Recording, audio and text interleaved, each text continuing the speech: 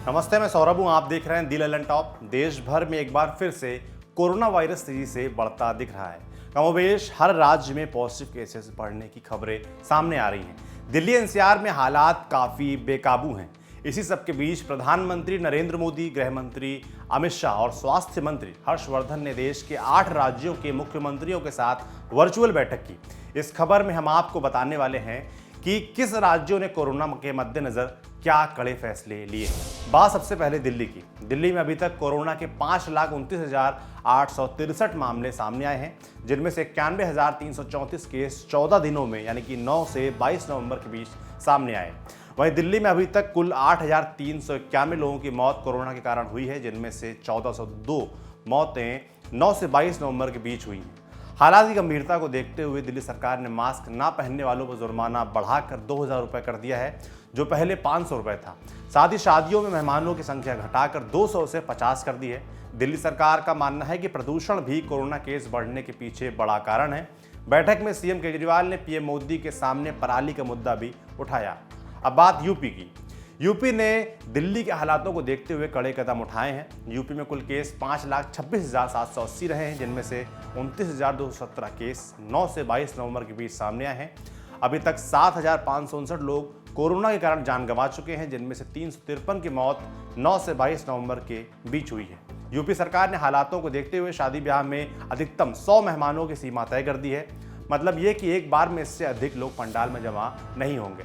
ऐसे marriage hall जिनमें 100 की ही जगह है, वहां 50 से अधिक लोग इकट्ठा नहीं होंगे। इसके अलावा सरकार ने दिल्ली से लौट रहे लोगों की जांच भी शुरू करवाई है। दिल्ली नोएडा बॉर्डर पर लोगों के रैंडम कोविड टेस्ट शुरू कर दिए गए हैं।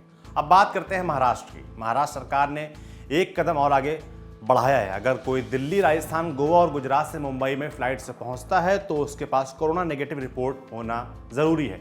ट्रेनें यदि इन राज्यों से गुजरी हैं तो भी आपको कोरोना टेस्ट करवाना ही होगा।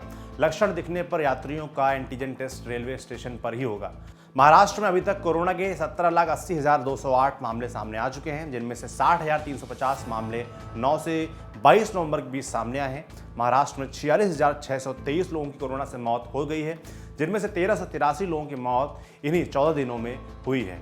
अब बात बिहार की करते हैं। बिहार में अब बसों में उन्हीं लोगों को चढ़ने दिया जाएगा जिन्होंने मास्क पहना है। यदि मास्क नहीं है तो बस अड्डे पर सरकारी दामों में मास्क उपलब्ध है। यही नहीं, सीटें फुल होने पर बसों में चढ़ने भी नहीं दिया जाएगा, यानी सोशल डिस्टेंसिंग बनाने की कोशिशें जारी हैं। वहीं अगर दुकानदार बिना मास्क के हैं तो दुकान को तुरंत बंद करवा दिया जाएगा। और तो और अगर बिना मास्क गाड़ी चलाते पकड़े गए तो वाहन भी जब्त कर लिया जाएगा। बिहार में कोरोना के अभी तक 2,29,544 मामले सामने आ चुके हैं, जिनमें से 7,920 मामले 9 से 22 नवंबर के बीच सामने आए हैं। वहीं सूबे में 1,221 लोग कोरोना के कारण जान गंवा चुके हैं, जिनमें से 77 लोगों की मौत पिछले 14 दिनों में हुई है।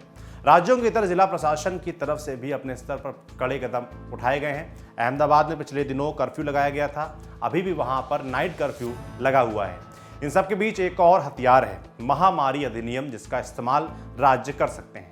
राज्य और केंद्र शासित प्रदेश महामारी अधिनियम की धारा 2 को लागू कर सकते हैं, जिसमें लिखा है, जब राज्य सरकार को किसी समय ऐसा लगे कि उसके किसी भाग में किसी खतरनाक महामारी का प्रकोप हो गया है या होने की आशंका है, तब अगर वो ये समझती है कि उस समय मौजूद कानून इस महामारी को रोकने के लिए काफ़ी नहीं है, तो कुछ उपाय कर सकती है। ऐसे उपाय जिससे लोगों को सार्वजनिक सूचना के जरिए रोग के प्रकोप या प्रसार की रोकथाम हो सके। इस एक्ट के सेक्शन 2 के भी 2 सबसेक्शन हैं। इनमें कहा गया है कि जब केंद्र सरकार को ऐसा लगे कि किसी भाग में महामारी फैल चुकी है या फैलने का खतरा है, तो रेल या बंदरगाह या अन्य तरीके से यात्रा करने वालों को जिनके बारे में ये शंका हो कि वो महामारी से ग्रस्त हैं, उन्हें किसी अस्पताल या अस्थायी आवास में रखने का अधिकार होगा। महामारी अधिनियम 1897 का सेक्शन 3 जुर्माने के बारे में है, जिसमें कहा गया है कि महामारी के संबंध में सरकारी आदेश न मानना अपराध होगा। इस अपराध के लिए भारतीय दंड संहिता यानी इंडियन पिनल कोड की धारा 188 के तहत सजा मिल सकती है। इस एक्ट के सेक्शन 4 कानूनी सुरक्षा के बारे में है। जो अधिकारी इस एक्ट को लागू कराते हैं उनकी कानूनी सुरक्षा भी यही एक्ट सुनिश्चित करता है। ये सेक्शन सरकारी अधिनियम को लीगल सिक्योरिटी दिलाता है। आपके लिए जानकारी जुटाई थी हमारे साथी वरुण ने। देखते रहिए दी ललन टॉप। शुक्रिया।